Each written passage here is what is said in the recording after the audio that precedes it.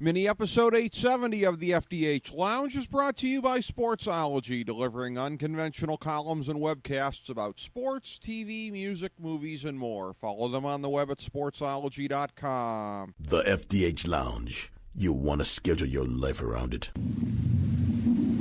A long time ago, on a gloomy, wet Cleveland spring night, two men stand alone amidst the late-night drizzle. Their voices echo across the vacant station parking lot as they debate the merits of the great American radio show that have been missing for far too long. On that night, an idea was born. That idea became the FDH Lounge.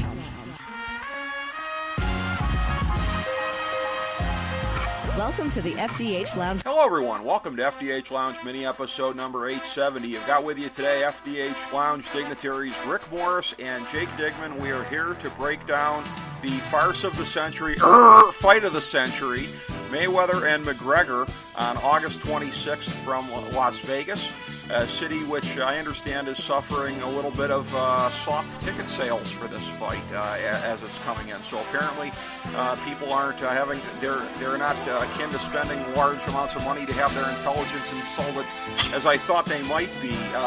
Jake, are you at all surprised by this, given the amount of hype that's out there, that any of the ticket sales might not be as strong as people would have thought? Does it prove that you can really overestimate or underestimate, as it were, the intelligence of the American people? Oh yeah, this is the most overhyped exhibition fight since Rocky Balboa took on Thunder Lips back in 1983. And you got to look also. Vegas is actually a very smart crowd. It's the home of the UFC for all intents and purposes. Right. Home of boxing in this country. There's a boxing match, a good boxing match, that actually took place this past weekend, or the weekend after. I'm not. Correct me if I'm wrong on this one, but I think it was Canelo's fighting, and that's sold out. Right. I think that's September 16th. Yeah, against Triple September G. 16th? Okay. Against the Russian fella. Yeah. Yeah, it's at the same venue, sold out, because that's an actual boxing match. This is a glorified show. This is pro wrestling. It is a glorified exhibition bout that is going to be all hoopla and media circus. But then again, they're doing something right, because everyone I talk to is like, yeah, it's going to suck, but I'm going to watch it. Yeah, well, again, we'll see how many people are paying to watch it and how many people are bootlegging this sucker. We shall see on that one. What it's reminiscent of... I expect a heavy bar crowd for this one. Yeah, I think so. I just got a Facebook message a couple minutes ago from a friend who, not in Cleveland, but somebody out of town, who said, yeah, Saturday I'm going to watch it at a bar where I live. So there's going to be a lot of that going on. Very interesting that you mentioned pro wrestling, because the immediate analog that comes to my mind when I'm thinking about this, I was alive at the time, but a small child, have no memory of it. You were not alive at the time. 76, Inoki and Ali, something that people didn't necessarily think was going to be a farce going in, but really turned out to be. The one where Inoki ends up just on his back and basically just trying to throw kicks and everything like that. And I guess Ali ended up in the hospital with damage to his legs after the fight. But talk about whether or not the fight was supposed to be worked, which it would be surprising to me if Inoki, a pro wrestler, were to balk at the notion of a worked fight. But somehow or another, there was a breakdown that led to that happening, the whole boxer versus wrestler thing. And it was kind of a similar thing for Ali back in the day. He'd been through the thrill in Manila. He had proven himself as the greatest fighter of his generation. He'd beaten George Foreman 2 years earlier. Didn't seem to have much left in the way of challenges. He would run into late career challenges just by dint of being older and slower, that where younger fighters not as good were able to kind of batter him. So too it seems to be with Mayweather. He's a guy who more or less ran out of challenges in his own time. The cynic in me would say that he just waited until Pacquiao was old enough that he posed less of a challenge. But be that as it may, he won that fight. Mayweather, on paper, looks around, sees nobody to be able to beat anyways. No more challenges here. You bring in a guy from MMA, a guy who is basically his counterpart as far as being the best in his weight class, and somebody who, again, is very, very good at throwing the fists. But again, this is where you and I were talking about this to kind of open up here in terms of the boxing versus MMA kind of a thing.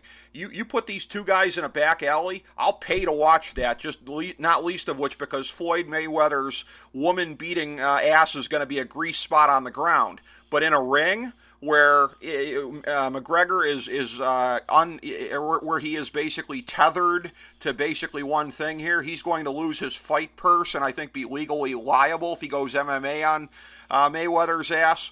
It seems to me, and it seems obvious to everybody, and you're talking about this with Vegas and everything like that, that the very fix is in the rules here. The fact that it is being exclusively, as it were, on Floyd Mayweather's canvas. Well, I mean, yeah, I mean, at the end of it is a boxing match. So, yes. But they did do the negotiation to the 8-ounce gloves. Yes. That would come in here. But here's the thing on all this. All of this is for what Conor McGregor is. Sure, he delivers inside the octagon, but it's the media hype train. It is to get everyone. You mentioned earlier about if Floyd were to, or if Conor were to go all MMA on him, as it were, and how he loses. But that's the intrigue. That's what people are tuning in to see. They're tuning in to see if he's going to get frustrated, get hit, and then instinctively, which I find is so hilarious, that he's instinctively going to do a takedown.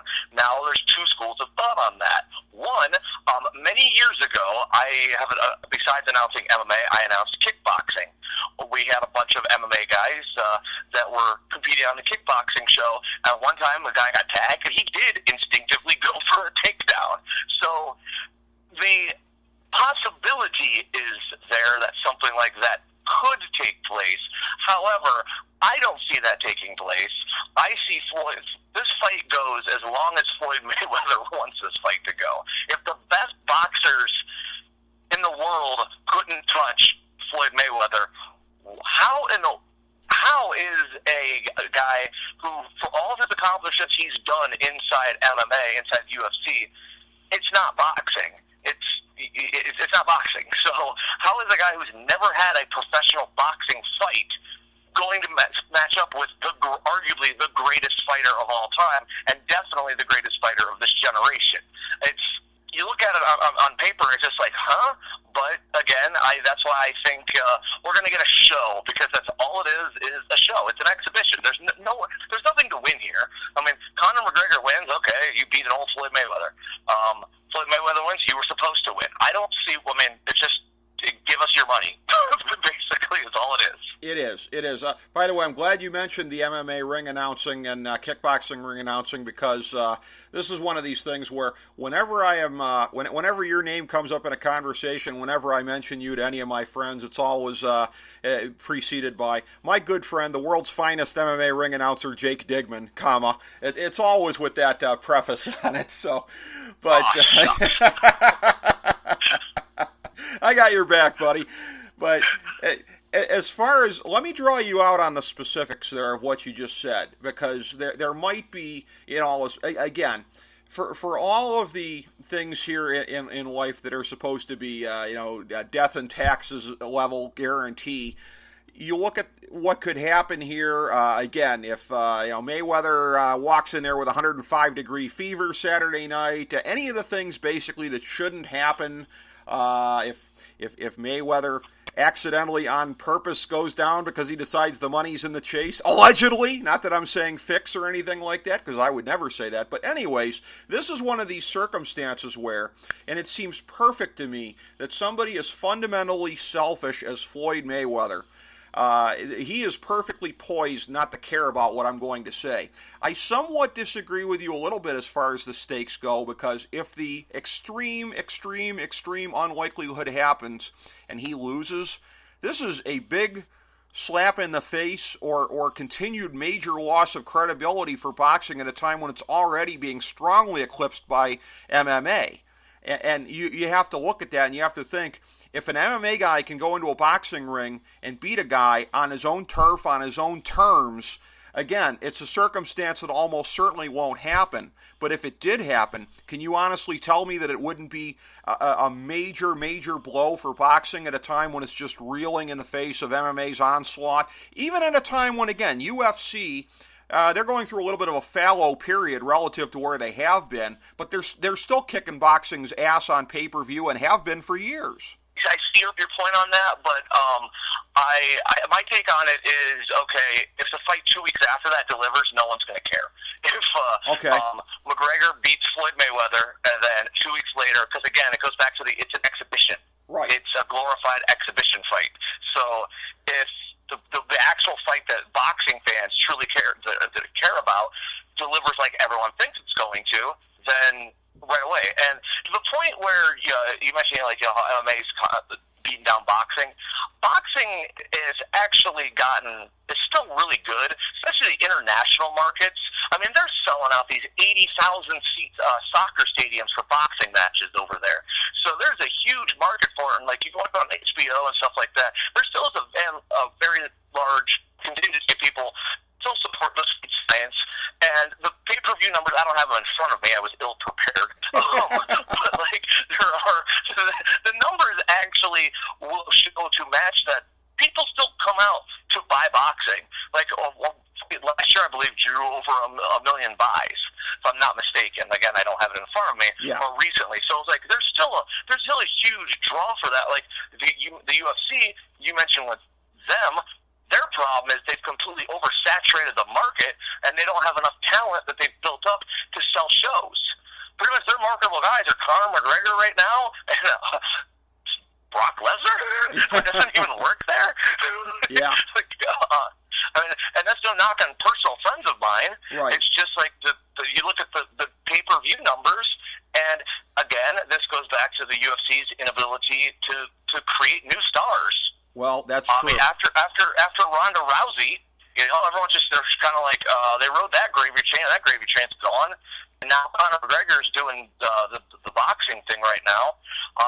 Yeah, I mean, you got guys like Mighty Mouse Johnson, right, who is going to break the all-time record, but no one knows who he is. Well, I understand that, and it didn't happen for this time around. Dana White was trying to get your buddy, the still relatively new bantamweight champ on Dancing with the Stars, to follow up on the great performance against Dominic Cruz. So there's guys that are marketable like that. Cody Garbrandt is very marketable. I would say Stipe, we've talked about this before on the show, is a real-life Rocky. There's certainly more they can do with him, which, by the way, here's hoping that UFC comes around on that one, and they can get our boys. Pay the man. Yeah, exactly. Pay the man, get him back in there on fair terms. No more of this bull crap where the challengers are making more bank than he is when he's on the verge of becoming the most dominant heavyweight champion of all time. So, yeah, I'm not underestimating UFC and MMA's issues when I talk about this with boxing. And you're right that boxing still, with the occasional big fights, can really pop the gate here. Something that is, I know, a disappointment for you as well as me when we're looking at the undercard of this fight in terms of boxing. I know we were looking forward to seeing one of our own here, Stowe, Ohio's own, Sean Porter. Obviously, that makes him a big favorite of our good friends, FDH Lounge dignitaries Anthony and Matt Petrone from Stowe. They are his biggest fans. Sean Porter, the former welterweight champion of the world, was to compete on the undercard this week. A last-minute scratch here due to apparently some kind of tragedy in the family. Thoughts and prayers for the family of Sean Porter. So he has withdrawn. That's a thing here where, and again, and not to get priorities out of whack here because he's got to do what he's got to do, but I feel very badly for the missed opportunity as far as both for boxing and for him because he's a charismatic guy, he's a fun guy. That's a guy that boxing, can really kind of build itself around if you're looking at guys that are stars for the future. He, of course, was in that big prime time fight on CBS that Mauro Ranallo called, I think, back last summer, actually. And I was wearing my Cavs Chinese New Year's shirt for that fight. It worked. I wore it for the first 3 times ever when the Cavs were down 3-1 in the finals. I wore it the next 3 games. We all know what happened. I put it on for the Sean Porter fight about a week or so later. That's the first time that shirt came up empty, Jake. But it's a shame that this young man will not be on the undercard this weekend here. Yeah, that is unfortunate. A big opportunity for Sean, but also, family first. You know, Yes. you gotta do what you gotta do, and it's unfortunate. And hopefully, he comes back is better and stronger than ever. But a lot of eyes are going to be. It's funny. Okay, this is back to the problem with boxing. Okay. Yeah. You just mentioning this. I don't know anybody who's on the undercard, and no one knows who's on the undercard, and no one ever knows who's on the undercard ever, unless you're such a big fanatic. Right. Like, I've been to a closed circuit viewing in Vegas for it was Mayweather and De La Hoya, and I was at the Mandalay Bay, and no one even got there until like the main event. Right. You spend all this money and you show up for the main event, and that's it. Yeah, but here's the thing, though. Let me put it to you this way, though, and it's a thing where, and I'm not going to say that you're necessarily inside the MMA bubble, but you're a big fan. You're a big fan more so certainly than the average person. I'm kind of the same way for a big UFC fight, Jake. I don't necessarily know too many of the people that are on the undercard. I may know what the main event is. Same thing, right? Yeah. Yeah. Oh, exactly. So it's like, to a certain extent, UFC, I think, has that too. Although I will grant you this, that when you start going down the list of the champions and everything like that, and even the more prominent names of the past and the immediate past, I think they definitely have more of a Q factor than boxing. Boxing is a thing here where I think the barometer has always been the heavyweight division, and with Vladimir Klitschko retiring recently here, this is one of these things where, I mean, it's a shame. I hate to say this about the man, but the first thing that's going to be on his professional obituary is that the interest in the heavyweight division plummeted while he was on top. Now, you will probably throw at me the worldwide thing, as you did before, and you'd be right about that, but America also matters, Jake. That's the thing here, too. You can sell... Absolutely, yeah. You can fill all the soccer stadiums in Germany you want to, but, and again, and we didn't judge past heavyweight champions by that. So obviously, globally, he's done better than most. But domestically, he did worse than most, and that's where the division is right now, and it's kind of a shame. Yeah, it is a shame, but, I mean, it's also one of those things where it will always be there. Right. Like, it may not, we're, hopefully, we're a far cry away from the old days of Mike Tyson, Don King ruling the roost. Right. But it also, it's like boxing is, everyone still like, MMA to boxing. Boxing is part of MMA. It will always, right. It's a facet of it. So it's never going to go away. It's like, it just is what it is. Well, that's true. That's true. And, you look at it, and it's one of these things where, I like, selfishly, and again, I'm somebody that as a kid, grew up on, enjoying heavyweight boxing and everything like that, and until it really faded into... Wide world of sports. Yes, until it faded into irrelevance, yeah. I mean, the heavyweight division...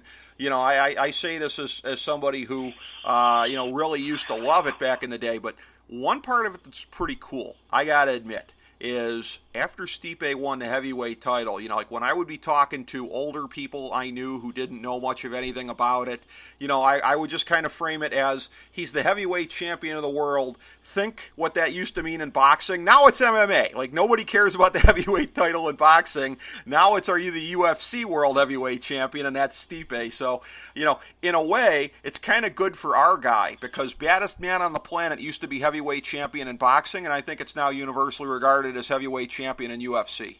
I would agree with that statement, and especially with what he's doing. When this fight was first announced, he tried to pencil his way onto here too. He called out the boxing champion. I'm afraid his name slipped in my head, or his name is slipping me right now. I forget which one too. I know what you mean, but I forget. Yeah. Yeah. So I'm like, I'm like, good for you, man. Get paid. Well. And on that too, it's interesting because, like, we brought up the pro wrestling angle. Yeah.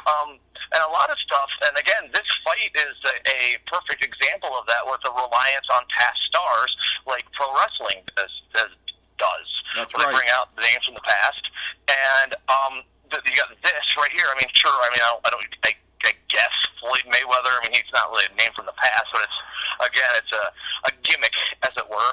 And then so the UFC, Cody Garbrandt's defending his bantamweight title in Madison Square Garden in November, but it's the secondary title fight to George St. Pierre coming back to face Michael Bisping out of nowhere. Yeah. It's like, okay. Yeah, that's a loaded fight. You never fought in the division. Right. And you're coming back and you're getting a title shot because, quite frankly, rules, who cares? Yeah, that's a loaded fight card, no question about it. And you're right about that. I mean, in any fight where Cody Garbrandt is going to be the number 2 fight. Well, you look at last year when he won the title, it was that way as well. Having said that, he wasn't on top yet. But him as champion, I don't think he's going to be the number 2 fight too many times throughout the course of his reign.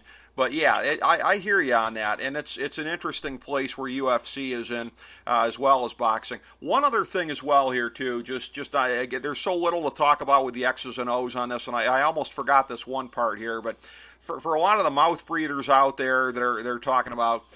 They're confusing, really. I think the whole thing of that Mayweather is set up to dominate here, but it is going to be set up to dominate with his jab, slowly, boringly, as he always does. But you get a lot of mouth breathers like, oh, he's going to knock him out in the first round.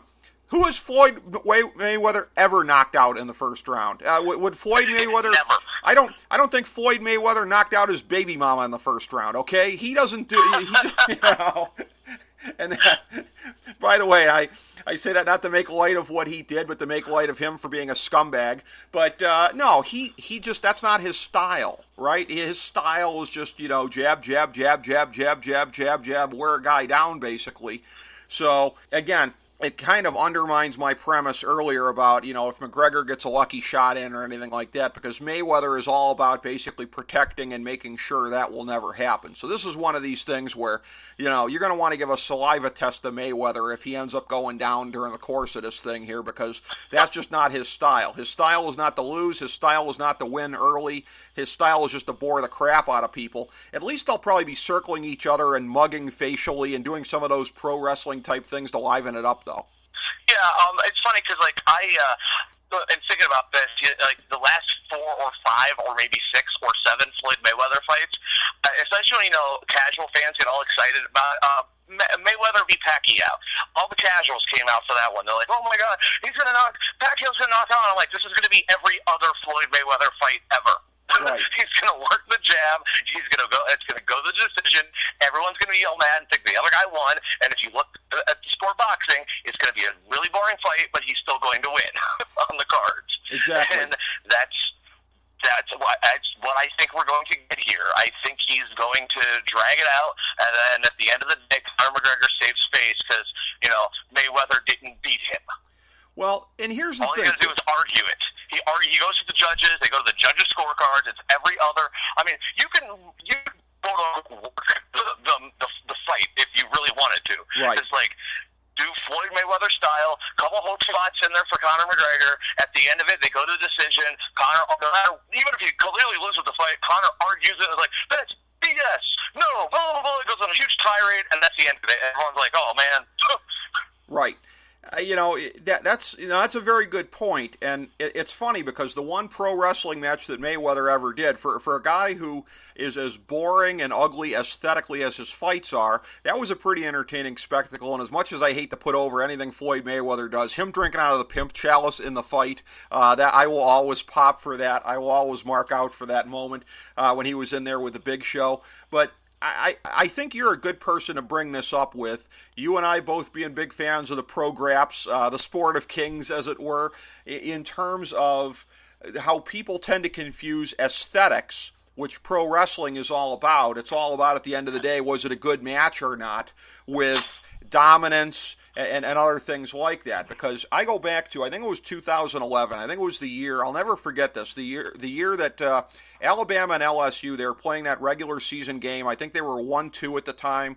2 great defenses. It ended up being like 9-6 for a final. And it was just basically played more or less in the middle of the field and 3 and out and that kind of crap. And I remember our good friend, FDH senior editor Jason Jones, bitching on Facebook about, so much for the game of the century, because he thought they meant aesthetics. He thought they meant it would be the most entertaining game of the century. And I posted underneath, I said, look, dude, there's probably a combined 15 guys off of these two defenses that are going to be multiple-time Pro Bowlers for like the next decade or so.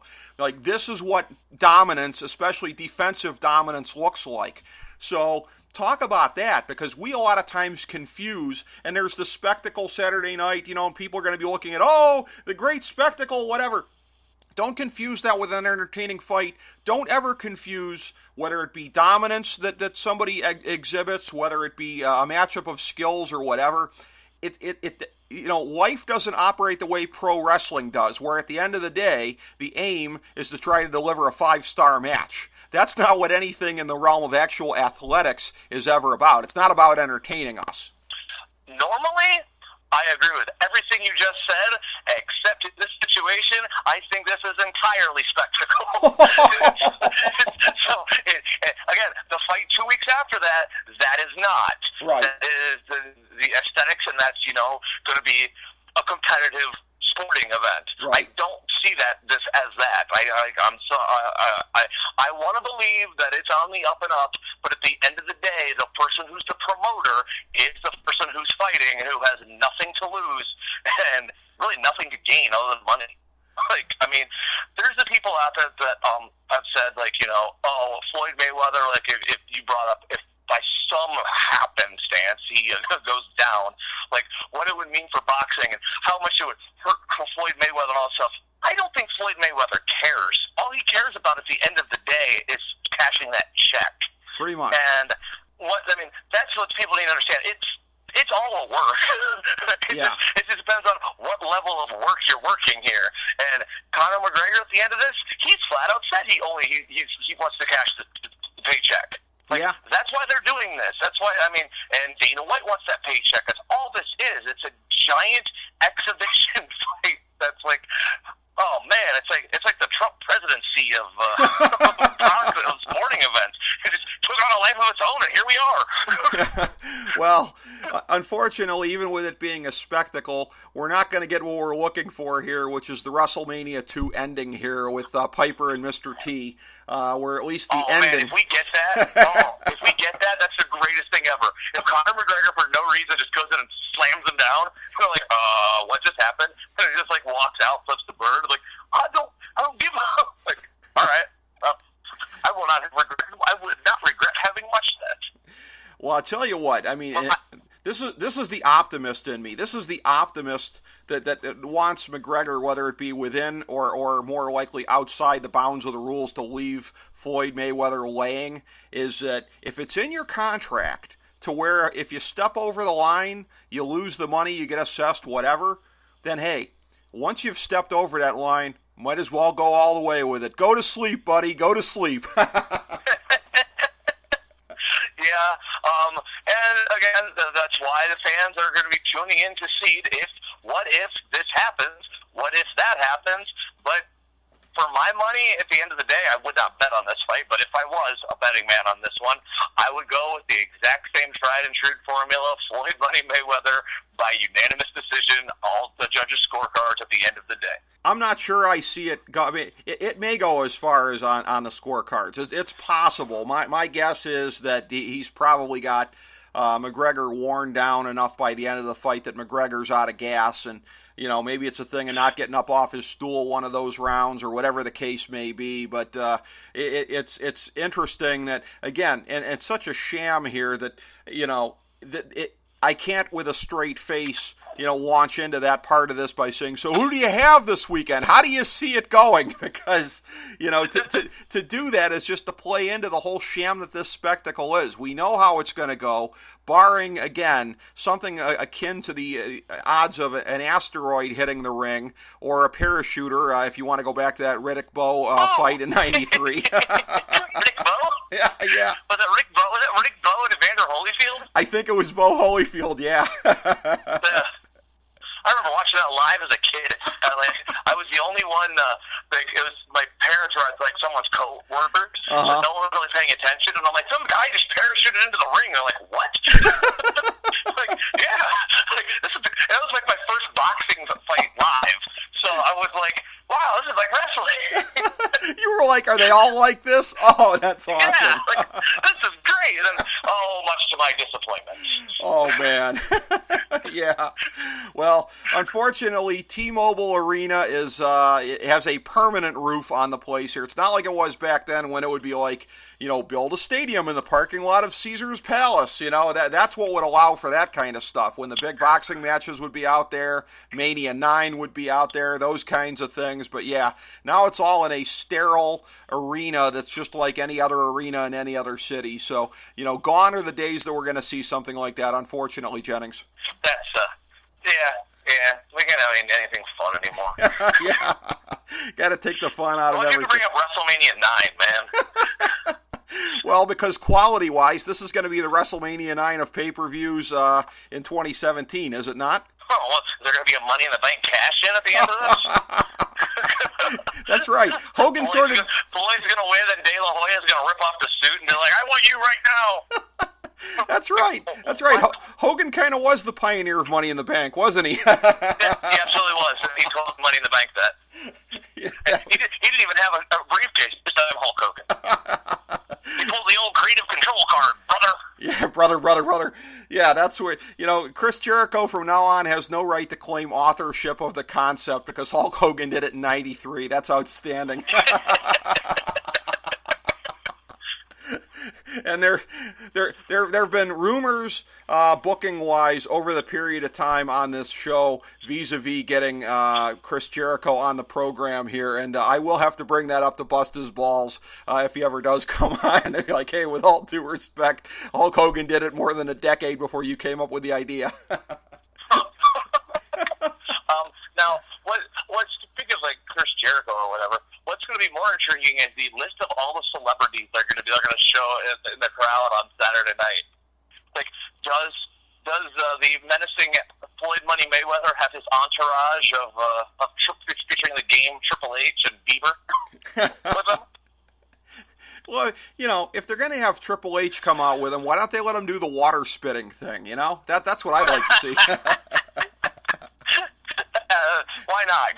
Go full 2002. Yeah. And that's where, I'd like to see it be a thing where if the ticket sales are soft, I'd like to see the celebrities that they pan to in the crowd sort of reflect that and have it be more just like at a B level type thing at best. Like, here tonight, Charo, Vern Troyer. Former guiding light actor Jerry Verdorn, and like I like Jerry Verdorn and I respect him, so I was just using his name to get a cheap laugh there, but that would be outstanding, the columnist for the Rochester Daily News, Mitt Romney.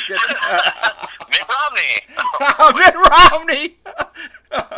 Well, I think that would be a D level or B or E level celebrity at best, quite frankly. But oh my God, who would have ever thought that such a complete farce of a promotion would give us so much to be able to chortle about? But then again, when you turn loose the great Jake Digman on the mic with Rick Morris, you're gonna get that. So it doesn't surprise me. But we've still gone. We've squeezed so much more juice out of this very, very dry rind. So much more than I thought ever would have been possible, my friend.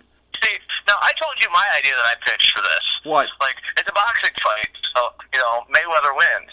They have a UFC fight, and then the rematch in the Octagon, and Conor wins. And then they do the trilogy at WrestleMania. Who goes over? Well, let's see. Is it the guy who's buddies with Triple H, or the guy who insultingly likes to use the phrase that wrestling is fake? Gee, I wonder which of those two is going over. I'll give you a hint. It's not the guy with the accent. Yeah, fella. So that would be truly outstanding. I'd love to see that happen. And again, of all the potential crossovers that we have here betwixt different sports, having it end up and intersect in the ring of the sport of kings, that would be outstanding. But instead it will be a lesser ring on Saturday night, a boxing / UFC ring, but under boxing rules, so basically more or less a boxing ring. Mayweather-McGregor, it is guaranteed, absolutely guaranteed, to be nowhere near as entertaining and stimulating as our conversation about it was. Nor will it last anywhere as long, probably, as our conversation about it was. In short, people should be paying us $99 for the privilege of listening to us break it down, rather than plunking it down to Floyd Mayweather's production company to watch this farce of an abortion on Saturday night. As a great Bobby Heenan always said, you want to send me with cash. Yeah, exactly.